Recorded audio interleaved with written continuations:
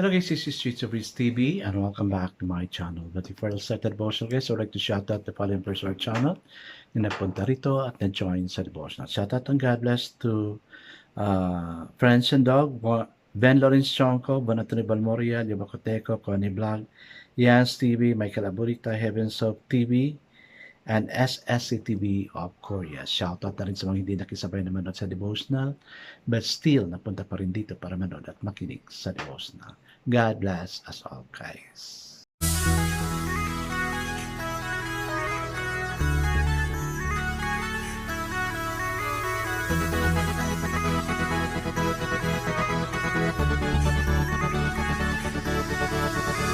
Rich TV, where you heard it, number one is on the top. Good advice is they'll never stop. Rich TV, where you heard it, number one is on the top. Good advice is they'll never stop. Hello guys, kumusta yung day natin? Sana everything went well despite the situation we are suffering. Grabe yung init, grabe yung mga fires na nangyayari.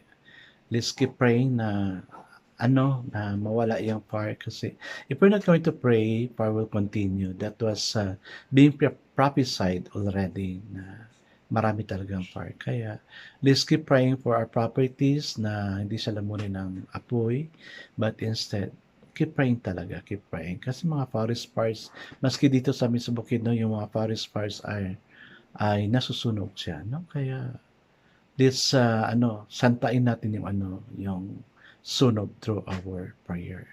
And that way we can also check our prayer if our prayer is so effective, then our faith is so strong. I guess as a procedure devotion, let's open the Bible to second ba yun? Teka muna ha. Yeah, First John chapter 5 verses 19 to 21.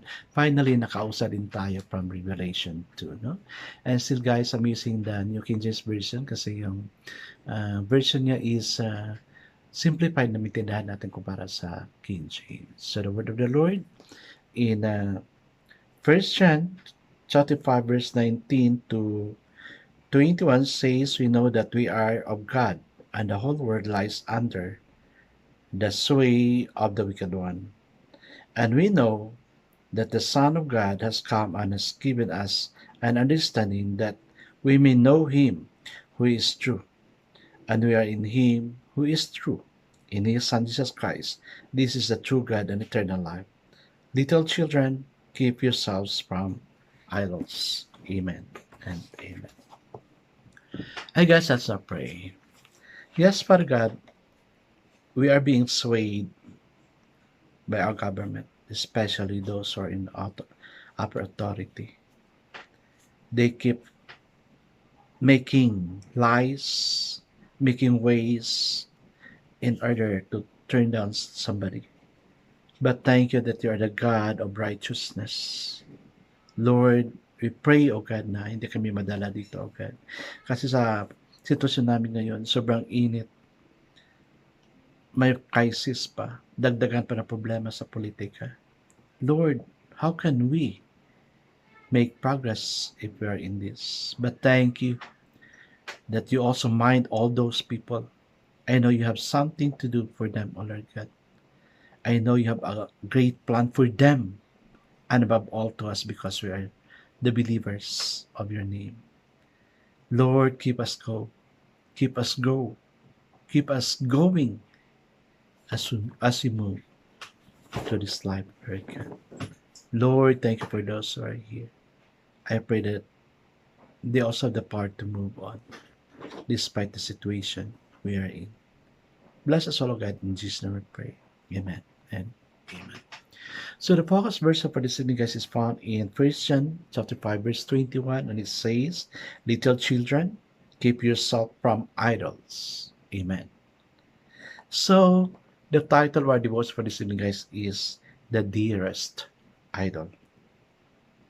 The final sentence in John's epistle was written to Christians. The apostles' admonitions carries the same impact as Jesus' word to the Christian at Pergamos. they were tempted to worship all kinds of idols. How about us today? Marami tayong idols, no? Yung mga bahay natin, yung mga material things natin, pera, trabaho, even a family can become an idol. Kung sino yung nagnanakaw ng atensyon ni Lord para kay Lord, yun yung idol natin. Okay. How about us today? Yun. Sinabi ko na. What are the idols that beguile us in our society? Dito. The situation can be an idol. Kaya let's trust God. What purpose, passion, person, position, place, or position could have the power to demand our attention and adoration? Yes. Check it out again. No? If nakapokus ang self mo dito sa na-mention ko, that thing was an idol. Maski yung food, maski yung cravings natin sa food can be an idol. Lahat na kumukuha ng atensyon na para kay Lord sana ay idol. Okay. Can we see the word with William Coppers? The dearest idol I know, whate'er the idol be, help me to tear it from thy throne and worship only thee. Yes, dapat si Lord lang yung i-worship natin and not all those things. Our heart is a throne. Who or what reigns there? Sana hindi greed yung upo sa heart natin, but it's God. Is it possible to say we believe in Christ and have something or someone else on the throne of our hearts? Yes. Yes, very much possible. Kasi, no, what comes out from the mouth is an expression of the heart. Yung mga bad words, lagi natin sasabi yan because that is in your heart. Pag wala sa heart yan, hindi mo masasabi yan. But because it was already in your heart, then it really comes out from the mouth. The most exciting thing I see happening today among Christians is that a growing number are discovering the freedom and joy of committing the throne of their hearts to Christ. Amen. Ang prophecy dito sa Philippines is, well, we will be, we will undergo cleansing. Kaya may mga calamities. Sunog, no? Bagyo, tsunami, lindol, yun, that's cleansing. At ang outcome is very good. Even sa government natin, i-cleanse ni Lord yan and papalitan niya ng bago. No? Papalitan niya ng bago. Kasi God is, narinig ni Lord yung cry natin. Nakita niya yung mga blood ng namatay because of the situation. Kaya, sisingilin ni Lord yung mga gumagawa ng hindi tama. Lalo-lalo na yung mga officials natin. Meron talaga. That would be a consequence of what they have done. Okay. May we have been in the church for years but suddenly realized their purpose and passion has been some idol that they have subtly syncretized with Christ. An unconditional commitment to Christ opens the floodgates for His power and love to flow into emptiness. What about you?